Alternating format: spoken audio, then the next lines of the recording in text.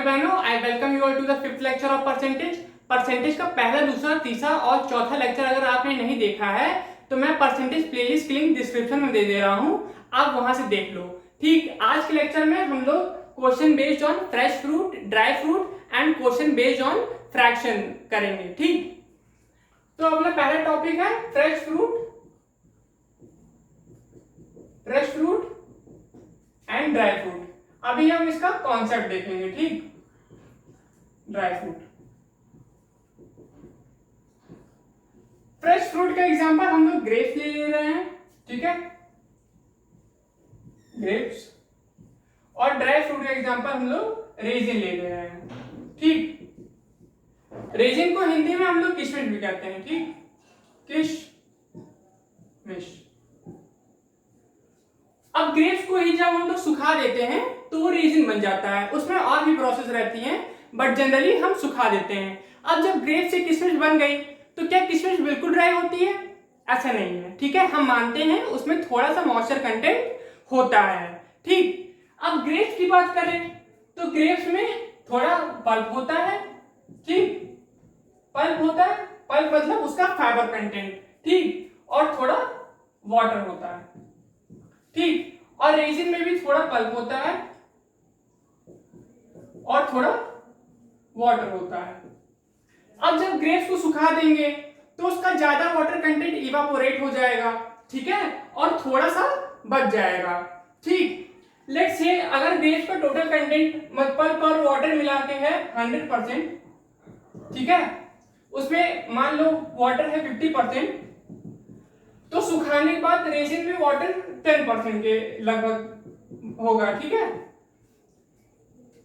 ठीक, मतलब यहां पे क्या हो रहा है, यहां पे वाटर का कंसंट्रेशन चेंज हो रहा है। ठीक, जो चेंज नहीं होगा वो है पल्प। ठीक, फ्रेश फ्रूट और ड्राई फ्रूट में वाटर का कंसंट्रेशन चेंज हो जाता है और पल्प का कंसंट्रेशन चेंज नहीं होता है, क्योंकि पल्प इवापोरेट नहीं होता है। ठीक है, यही है फ्रेश फ्रूट और ड्राई फ्रूट का कॉन्सेप्ट, और इसी पे बेस हम क्वेश्चंस करेंगे। ठीक, क्वेश्चन नंबर 1 देखते हैं भाइयों। Fresh fruit contains 68% water and dry fruit contains 20% water. How much dry fruit can be obtained from 100 kg of fresh fruit. Question में कहता है कि फ्रेश फ्रूट 68% वाटर कंटेन करता है। ठीक, तो फ्रेश फ्रूट की क्वांटिटी को अगर 100% मान लेंगे, ठीक, तो उसमें वाटर की क्वांटिटी है 68%, तो पल्प की क्वांटिटी कितनी आ जाएगी? 100 माइनस 68 कर देंगे, 32%। ठीक, अब क्वेश्चन में कहता है ड्राई फ्रूट कंटेन्स 20% वाटर। ठीक, तो ड्राई फ्रूट की क्वांटिटी को भी हम 100% मान लेंगे,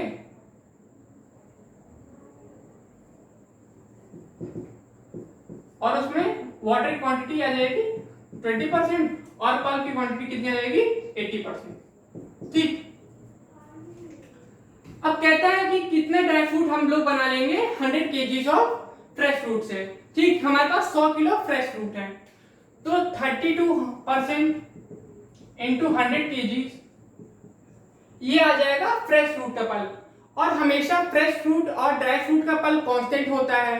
ठीक है, तो 32 इंटू 100 kg फ्रेश फ्रूट का पल्प, ये आ जाएगा 80% पल्प ऑफ ड्राई फ्रूट के बराबर।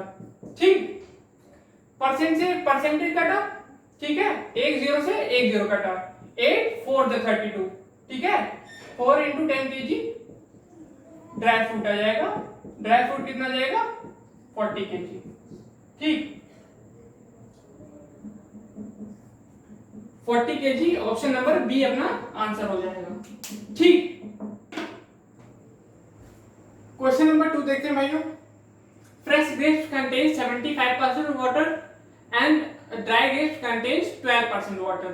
ठीक है, फ्रेश ग्रेप्स में 75% वाटर है, तो पल्प का कंसंट्रेशन कितना हो जाएगा फ्रेश ग्रेप्स में? 25%। ठीक, ड्राई ग्रेप्स कंटेन्स 12% वाटर, तो पल्प का कंसंट्रेशन कितना हो जाएगा ड्राई ग्रेप्स में? आप कहेंगे 88%। ठीक, how many kgs of dry grapes can be obtained from 1760 kgs of fresh grapes. अब कितने kgs ऑफ ड्राई ग्रेप्स हम लोग बना लेंगे 1760 kgs ऑफ फ्रेश ग्रेप्स से? सो तो 25% इंटू 1760 कर देंगे, ये हमारे पास आ जाएगा फ्रेश ग्रेप्स का पल्प, ठीक है। ये बराबर होगा 88% पल्प ऑफ ड्राई ग्रेप्स के, ठीक। परसेंटेज से परसेंटेज कटा, 88 20 था, ठीक। 25 इंटू 20 500 kg, ठीक है। ड्राई ग्रेप्स आ गया 500 kg, ठीक।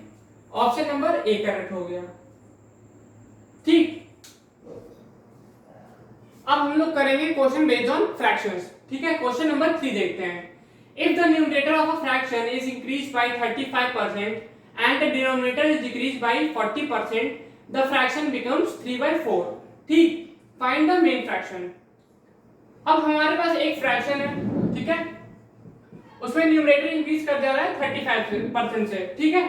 न्यूमरेटर अपने आप का 100% होता है, इंक्रीज कर जा रहा है 35% से, तो न्यूमरेटर अपने आप का 135% हो जाएगा, ठीक।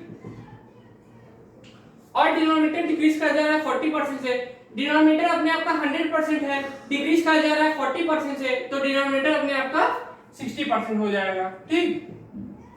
द फ्रैक्शन बिकम्स 3/4, फ्रैक्शन 3/4 बन जा रहा है, ठीक। परसेंटेज से परसेंटेज कटा, 4 15 जा, ठीक है। 15 9 जा 135 होता है, ठीक है। 3 3 जा, ठीक। तो 3n by D equal to 1 आ जाएगा, और मेन फ्रैक्शन की वैल्यू n बाई डी की वैल्यू 1/3 आ जाएगी, ठीक। 1/3 आ जाएगी। ऑप्शन नंबर बी करेक्ट हो जाएगा, ठीक। क्वेश्चन नंबर 4 देखते हैं भाइयों। If the numerator of a fraction is increased by 14/7% and the denominator is decreased bye 16/3%, the fraction becomes 2/7, ठीक है। फाइंड द मेन फ्रैक्शन, ठीक। अपने पास एक फ्रैक्शन है, उसमें न्यूमरेटर इंक्रीज कर जा रहा है 14/7% से। 14/7% कितना होता है 1/7, तो न्यूमरेटर 1/7 से इंक्रीज कर रहा है, मतलब अगर पहले 7 रहा होगा न्यूमरेटर, अब कितना हो गया, अब 1 से इंक्रीज कर गया, न्यूमरेटर कितना हो गया 8/7 अपने आप का, ठीक। इसको बेसिक से ऐसे समझ सकते हैं, देखो न्यूमरेटर अपने आप का 100% होता है, ठीक है, इंक्रीज हो जा रहा है 14/7% से, ठीक। यहां से 100% की वैल्यू कितनी होती है 1, और 42/7% की वैल्यू होती है 1/7। फ्रैक्शन को सॉल्व कर लेंगे तो न्यूमरेटर अपने आप का 8/7 आ जाएगा, ठीक।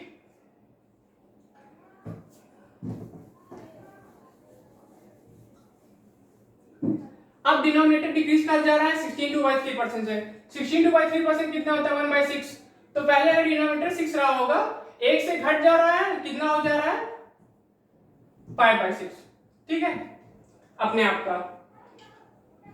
अब फ्रैक्शन कितना बन जा रहा है इंक्रीज और डिक्रीज होने के बाद 2/7, ठीक। 2/7। अब n इंटू 8, 7 डिनोमिनेटर में आएगा, ठीक है, ये अपना डिनोमिनेटर है, इंटू 5 एज इट इज रहेगा, और 6 नीचे है तो 6 ऊपर चला जाएगा, ठीक है, इक्वल टू 2/7। 7 से 7 कटा, 2 4 जा, ठीक है। यहां से न्यूमरेटर बाय डिनोमिनेटर, न्यूमरेटर 5 आ जाएगा, 6 4 से 24 डिनोमिनेटर आ जाएगा, ठीक है। ये अपना मेन फ्रैक्शन आ गया, ऑप्शन नंबर सी करेक्ट हो गया, ठीक।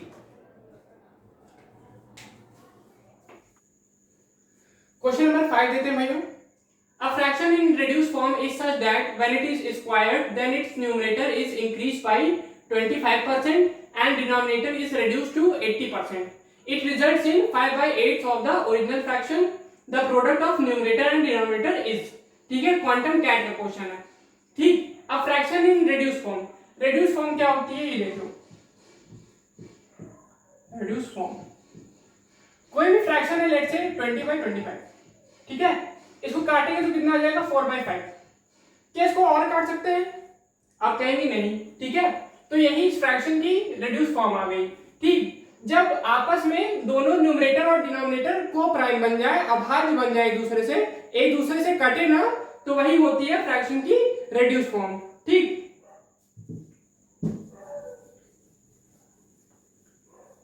अब क्वेश्चन में कहता है a fraction in reduce form is such that when it is squared, fraction है अपने पास, ठीक है, उसको स्क्वायर कर दे रहे हैं।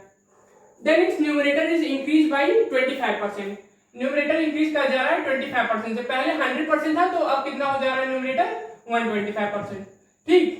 And denominator is reduced to 80%, ठीक। तो डिनोमिनेटर अपने आप में कितना हो जा रहा है 80%।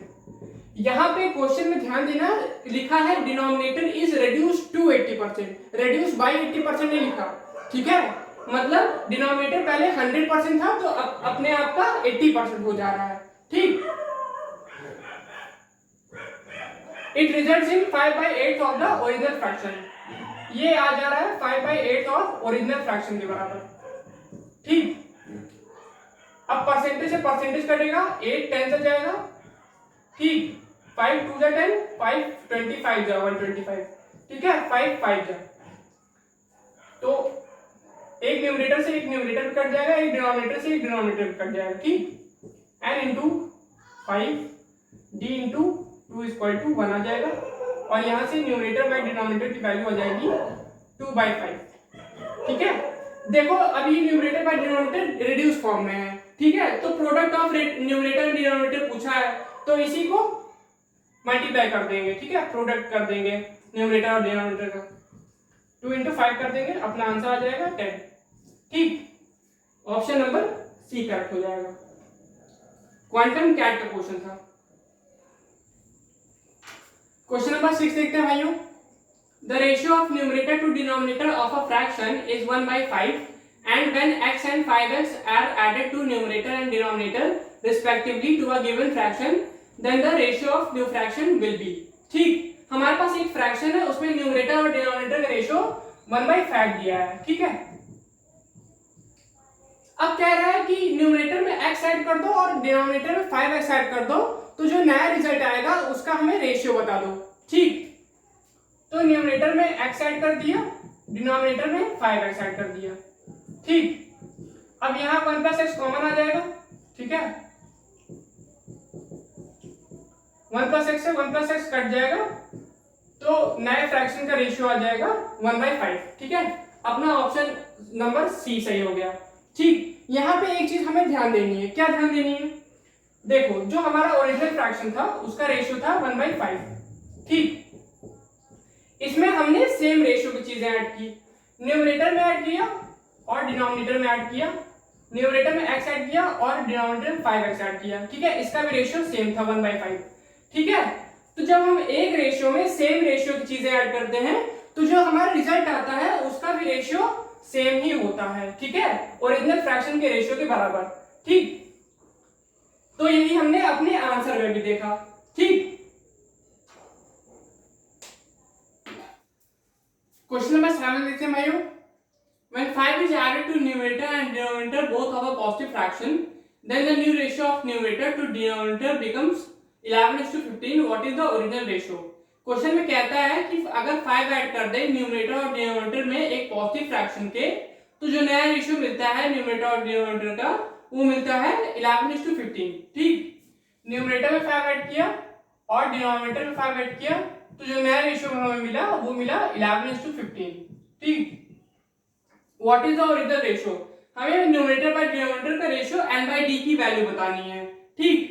तो क्रॉस मल्टीप्लाई कर देंगे, तो 15n + 75 = 11d + 55। 55 इधर आएगा सब्ट्रैक्ट हो जाएगा, तो 20 = 15n उधर चले जाएगा, 11d - 15n। ये तो हमारे पास linear equation in two variables आ गई। क्या इसमें मैं कभी न्यूमरेटर और डिनोमिनेटर का रेशियो बता पाऊंगा? जवाब है नहीं बता पाऊंगा, ठीक है। तो नन ऑफ दीस अपना आंसर हो जाएगा। अब इसमें कोई ज्यादा दिमाग लगा देगा तो फंस जाएगा, ठीक है। बेसिक से करो, आंसर आ जाएगा, लॉजिक शुड बी क्लियर, ठीक। क्वेश्चन नंबर 8 देखते हैं भाइयों। When the numerator and denominator of a fraction are increased by 1 and 2 respectively, the fraction becomes 2/3, and when the numerator and denominator of same fraction are increased by 2 and 3 respectively, the fraction becomes 5/7. What is the original fraction? ठीक है, question में कहता है कि अगर एक fraction के numerator और डिनोमिनेटर में हम 1 और 2 ऐड कर दें, ठीक है, न्यूमरेटर में 1 ऐड कर दे और डिनोमिनेटर में 2 ऐड कर दे तो फ्रैक्शन बन जा रहा है 2/3। ठीक है, और उसी न्यूमरेटर और डिनोमिनेटर में 2 और 3 ऐड कर दे, न्यूमरेटर में 2 ऐड कर दे और डिनोमिनेटर में 3 ऐड कर दे तो फ्रैक्शन बन जा रहा है 5/7। ठीक, what is the original fraction, मतलब हमें न्यूमरेटर बाय डिनोमिनेटर की वैल्यू n/d की वैल्यू फाइंड करनी है। ठीक, तो यहां क्रॉस मल्टीप्लाई कर देंगे तो यहां एक इक्वेशन बन जाएगी। ठीक, यहां क्रॉस मल्टीप्लाई कर देंगे तो यहां एक इक्वेशन बन जाएगी। इस दोनों इक्वेशन को सॉल्व कर देंगे तो हमें न्यूमरेटर बाय डिनोमिनेटर की वैल्यू मिल जाएगी। ठीक है, बट हम लोग ऐसा नहीं करेंगे, ऑप्शंस बहुत आसान दिए गए हैं तो हम ऑप्शंस चेक करके कर लेंगे। ठीक है, 5/6 से करते हैं, 5 + 1 6 + 2 ये जाएगा 6/8, ये कट के 3/4 आ जाएगा। ये तो सेटिस्फाई नहीं कर रहा है तो ऑप्शन नंबर बी चेक करते हैं, 3/4। 3 + 1 4 + 2 ये जाएगा 4/6, ये कट के कितना जाएगा 2/3। 2/3 ये तो सेटिस्फाई कर रहा है तो यहां भी चेक कर लेते हैं, 3 + 2 5 और 4 + 3 7, तो 3/4 यहां भी सेटिस्फाई कर रहा है। ठीक है, तो ऑप्शन नंबर बी अपना करेक्ट आंसर हो जाएगा। ठीक है, 3/4 इज द ओरिजिनल फ्रैक्शन। ठीक, सो भाई और बहनों ये थी ऐसी क्लास, आई होप आपको कॉन्सेप्ट और क्वेश्चन समझ में आए हैं। एक छोटी सी चीज आपको दिखानी थी, ये देखिए, ये लेक्चर रिकॉर्ड कर रहा था तो आया है, ये माइक है। ठीक है, इसको नेक्स्ट लेक्चर से यूज करूंगा मैं, नेक्स्ट लेक्चर से आपको ऑडियो क्वालिटी भी बहुत अच्छी मिलेगी। ठीक, इसलिए दिखा भी दे रहा हूं मैं। ठीक, तो उम्मीद करता हूँ आपको कॉन्सेप्ट और क्वेश्चन समझ में आए हैं। समझ में आए हैं तो वीडियो शेयर करिएगा उन लोग सर जिनको इसकी जरूरत है, अपने फ्रेंड्स को भी कर सकते हो। चैनल सब्सक्राइब नहीं किया, चैनल सब्सक्राइब कर दो क्योंकि यहाँ आपको ऐसी क्लासेस मिलती रहेंगी। मैं मिलता हूँ आपसे नेक्स्ट क्लास में, तब तक के लिए जय हिंद।